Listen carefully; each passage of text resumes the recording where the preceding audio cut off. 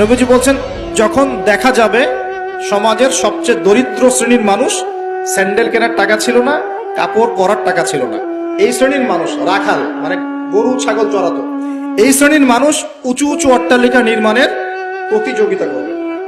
ভালো করে বোঝেন, নবীজি বলছেন না ধনীরা, সমাজের ধনীরা অট্টালিকা নির্মাণের প্রতিযোগিতা করবে, নবীজি এই কথা বলছেন না হাদিসে।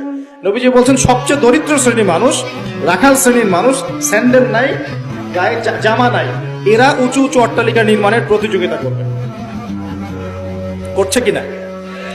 কিভাবে সম্ভব এই শ্রেণীর মানুষের অট্টালিকা নির্মাণ না নির্মাণের কম্পিটিশন করা কিভাবে সম্ভব?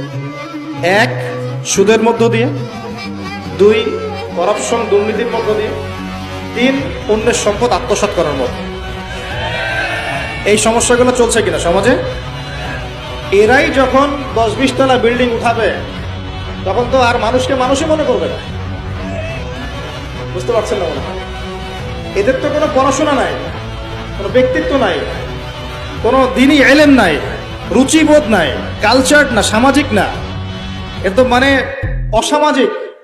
এরা যখন, এদের হাতে যখন আপনি সম্পদ চলে যাবে, এরা তো সাধারণ মানুষকে মানুষই মনে করবে না।